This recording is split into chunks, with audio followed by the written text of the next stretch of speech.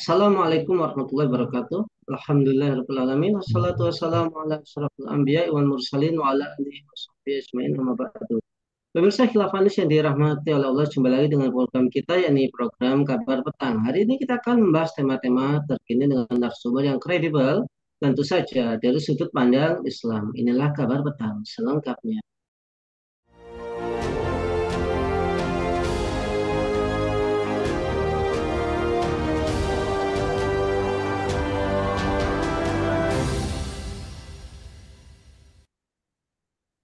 Pemirsa, Badan Pembinaan Ideologi Pancasila ini BPIP menganggap keluarnya fatwa MUI yang melarang salam lintas agama telah mengancam eksistensi Pancasila. Secara sosiologis, hasil istimewa tentang pelarangan ucapan salam lintas agama dan selamat dari raya keagamaan mengancam eksistensi Pancasila dan keutuhan hidup berbangsa yang sejak dulu kala telah terkristalisasi menjadi sebuah kearifan lokal. Kata BPIP dalam keterangan resminya, anggota Dewan Pengarah BPIP Muhammad Amin Abdullah telah membenarkan pernyataan BPIP ini. Apakah sikap BPIP terkait fatwa haram salam lintas agama ini keliru? Apakah salam lintas agama adalah hasil dari ajaran moderasi beragama? Apakah fatwa haram salam lintas agama wajib didukung oleh umat? Untuk masnya kami terhubung dengan Ustadz Muhammad Taufik MT selaku pengasuh Majelis Taklim Darul Hikmah. Assalamualaikum Ustadz Taufik. Waalaikumsalam warahmatullahi wabarakatuh, Mas Nanang. Apa kabarnya Ustadz? Alhamdulillah sudah larut malam di sini. Baik, Ustadz. BPIP menyebut larangan salam lintas agama yang dikeluarkan oleh Forum Ijtima Ulama Komisi Fatwa se-Indonesia bisa mengancam eksistensi Pancasila. Hal itu tertulis dalam sikap dan rekomendasi BPIP mengenai salam lintas agama. Nah, bagaimana pendapat Kiai terkait sikap BPIP tersebut, Kiai? Oke, Mas Nanang, kalau kita lihat ini kan menunjukkan kalau BPIP ini konsisten. Konsisten dulu kan pernah juga mengatakan bahwasanya musuh terbesar Pancasila itu adalah agama. Ya, setelah itu muncul klarifikasi, ya ini itu terus kemudian sekarang muncul lagi begini. Artinya kan memang konsisten, ya begitulah pandangan BPIP terhadap Pancasila, dan begitu juga kaitannya agama dengan Pancasila menurut mereka begitu. Sementara kita tahu yang ada di komisi fatwa tersebut itu kan bukan orang-orang yang nggak ngerti agama. Ya, sekitar 5 tahun yang lalu itu di MUI Jawa Timur kan juga sama pendapatnya terkait dengan salam lintas agama ini. Gitu Mas Nanang. Iya, Ustadz.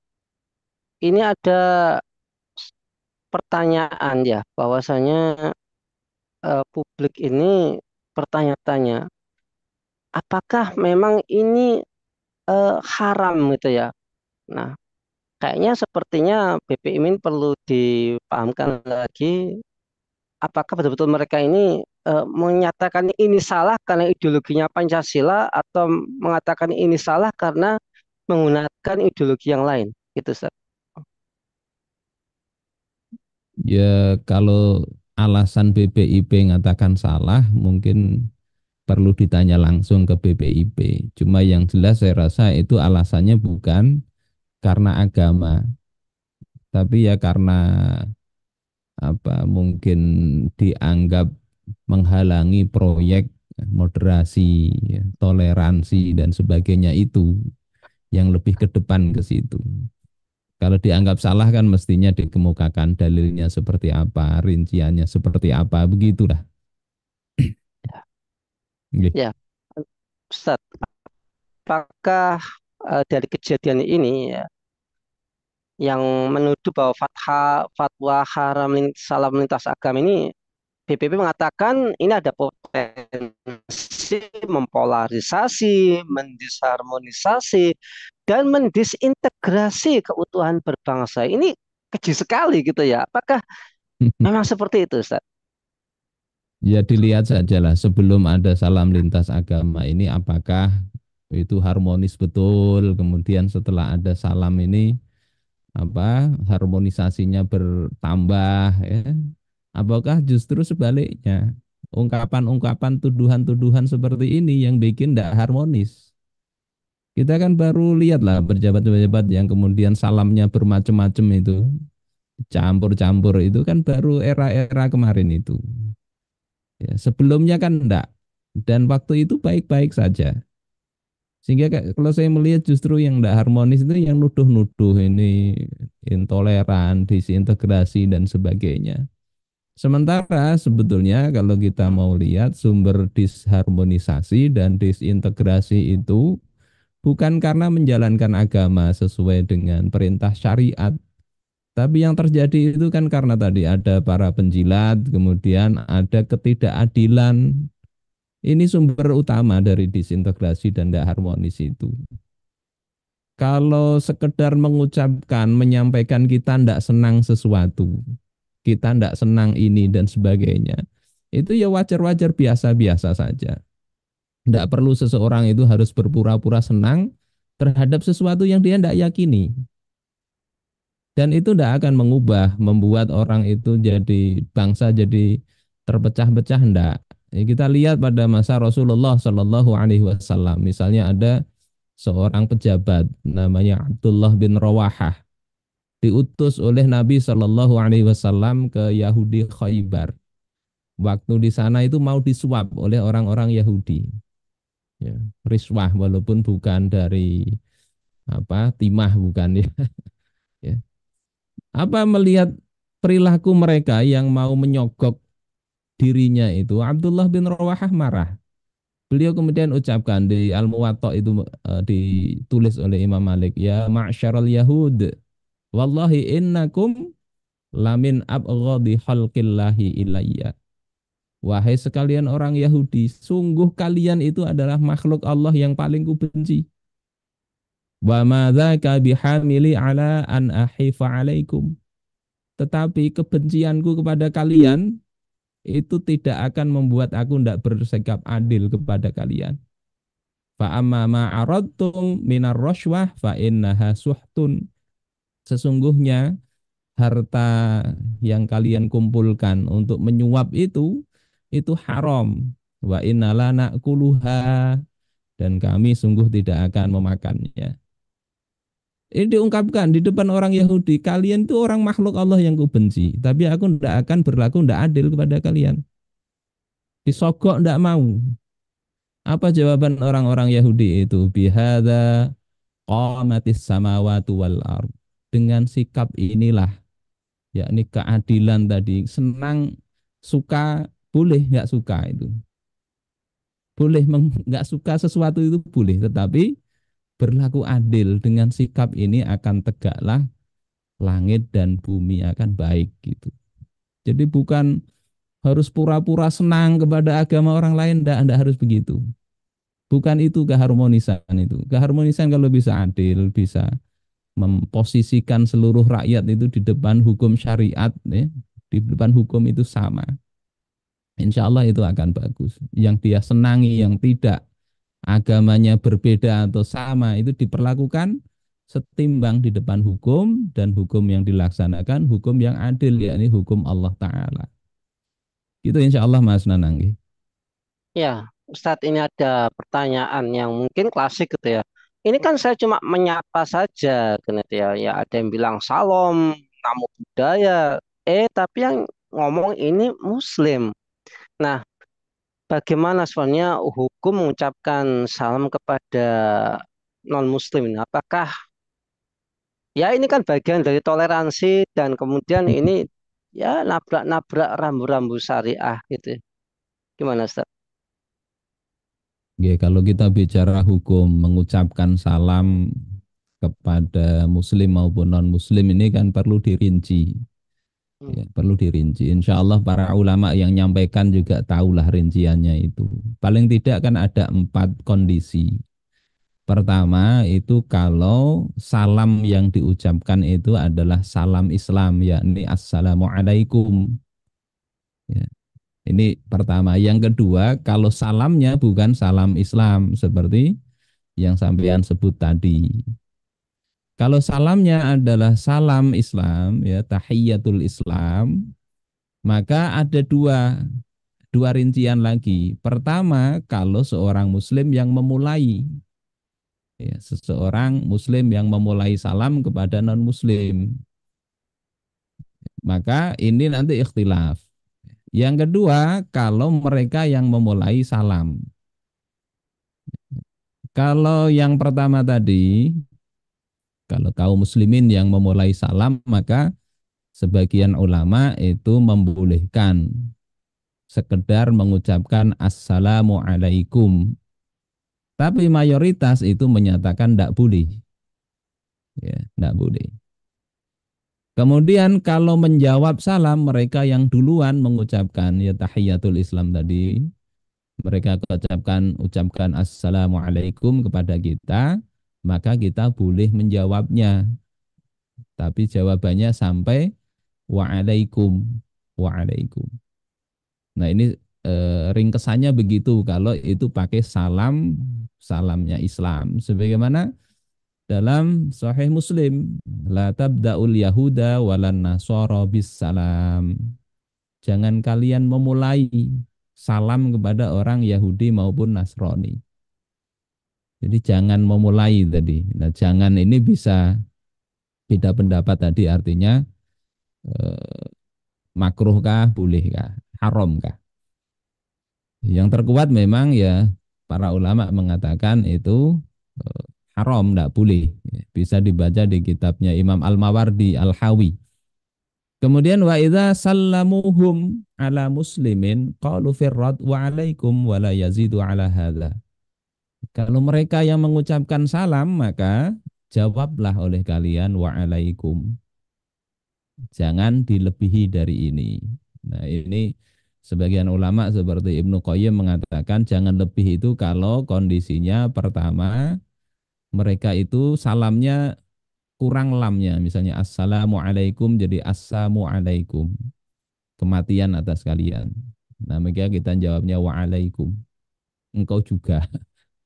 Atau yang kedua kita ragu-ragu ini benar enggak ini salam atau ngece ini. Maka kita jawabnya waalaikum saja cukup. Tapi kalau kita tahu mereka salamnya tulus ya, assalamualaikum kita jawab waalaikumussalam itu boleh. Ya bagus ya. Ini yang pertama kalau salamnya adalah tahiyatul Islam yakni assalamualaikum. Ya. Kalau mengucapkan mengambil pendapat yang boleh jangan ditambahi warahmatullahi wabarakatuh. Enggak. Cukup assalamualaikum kalau mengambil pendapat yang boleh. Nah, yang kedua ini kalau salamnya salam bukan salamnya orang Islam ini boleh enggak kepada non muslim. Nah, ini perlu dibagi jadi dua. Pertama itu kalau kalimatnya itu kalimat umum seperti sobahul khair, ya, selamat pagi, sobah masaul khair misalnya atau selamat petang, sugeng dalu apa kalau malam ini apa orang Jawa dan seterusnya Iya. salam-salam yang sifatnya umum ini maka para ulama beda pendapat juga. Para ulama beda pendapat. Mayoritas itu mengatakan makruh, ya, makruh. Kecuali kalau ada uzur atau ada keperluan atau bertetangga, ada kerabat berhubungan baik, maka mengucapkan selamat pagi, selamat petang, ya, sugeng sugeng rawuh, ya, marhaban dan sebagainya, maka mayoritas itu membolehkan. Sementara kalangan Hanabilah dan Syafi'iyah itu tetap melarang, ya, menganggap tidak boleh, walaupun cuma selamat pagi, selamat petang itu. Kalau kepada non Muslim. Nah, kalau kalimatnya itu mengandung kata-kata kekufuran, mengakui ada ungkapan untuk mengagungkan selain Allah Ta'ala, ya jelas ini yang tidak boleh. Dan saya melihat yang dimaksud fatwa MUI salam lintas agama ini yang kaitannya dengan kalimat-kalimat yang di dalamnya ada ciri khas agama orang lain. Kayak yang tadi sampean sebut ya, namo budaya. Namo budaya itu kan kalau kita lihat penjelasan orang-orang Buddha sendiri artinya itu terpujilah Sang Buddha atau hormatku kepada Sang Buddha. Nah ini kan tidak pas, ya, tidak pas. Ini saya bukan bermaksud menghina apa agama lain ya, tapi dalam pandangan Islam kita tidak perlu begitu, tidak perlu. Atau lagi misalnya apa, Om Swastiastu. Kalau kita Hmm. lihat penjelasan orang Hindu itu maknanya kan semoga Sang Hyang Widi mencurahkan kebaikan dan kebahagiaan. Seolah-olah bagus, tapi Sang Hyang Widi itu siapa? Menurut orang Hindu sendiri, misalnya Ngakan Made Madrasuta itu ada nulis buku, dia katakan bahwasanya dalam pengertian Hindu Sang Hyang Widi ini bukan Allah. Krishna itu bukan Kristus, bukan. Sehingga toleransi itu tidak harus seperti ini. Justru toleransi itu ya biarkan berbeda, tidak perlu ikut-ikutan. Itu toleransi begitulah. Apa kebinekaan itu ya biarin berbeda-beda, tidak harus disatukan. Nah, ini katanya mengakui perbedaan tapi baju aja mau diseragamkan. Baju apa? Baju kebinekaan. Ini kan saya melihat enggak pas, enggak harus begitu. Ya biarkan berbeda masing-masing, hormati cukup. Insya Allah begitu Mas Nana.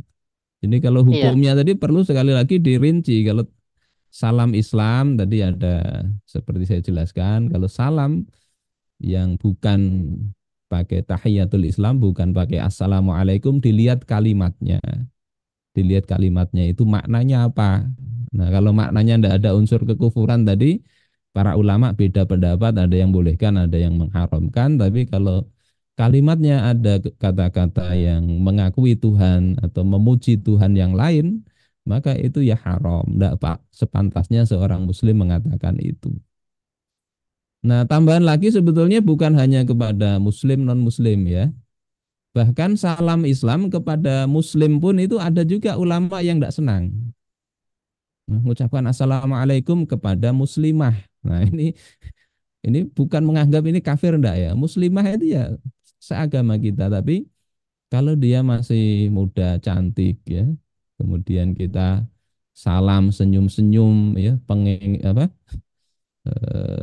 pengingisan, maka itu tidak senang, bukan sikap yang baik. Imam Malik misalnya ditanya itu, yusallamu alal mar'ah, apakah boleh mengucapkan salam, ya, assalamualaikum kepada wanita?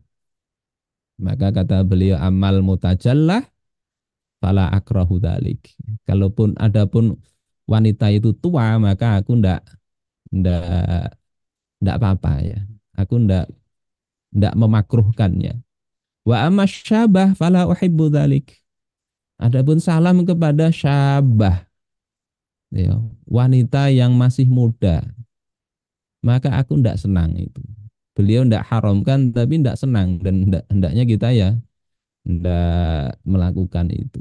Ini juga pandangan Imam Ahmad bin Hambal, pandangan Imam An-Nawawi dan para ulama. Sekedar tambahan Mas Nana. Nggih. iya. Nah, itu yang tadi mau saya tanyakan juga. Salam, tapi ada nuansa tebar pesona. Ini sudah dijawab sama Ustaz Taufik. Baik, Ustaz Taufik, jazakumullah khair atas penjelasannya dan sekali lagi mempertegas sikap bagaimana sikap Muslim terhadap salam-salaman ini ya, salam lintas agama seperti itu. Semoga kita semakin tercerahkan dan Ustaz Taufik sekeluarga senantiasa dalam pelindungan Allah Subhanahu wa taala. Baik, Amin. Pemirsa khilafah yang dirahmati oleh Allah, demikianlah program kabar petang kita pada kesempatan hari ini. Jangan lupa untuk subscribe, like, comment, dan share sebanyak-banyaknya. Semoga menjadi amal kebaikan kita di dunia maupun di akhirat nanti. Saya Nana Setiawan undur diri. Sampai jumpa di lain kesempatan dan wassalamualaikum warahmatullahi wabarakatuh.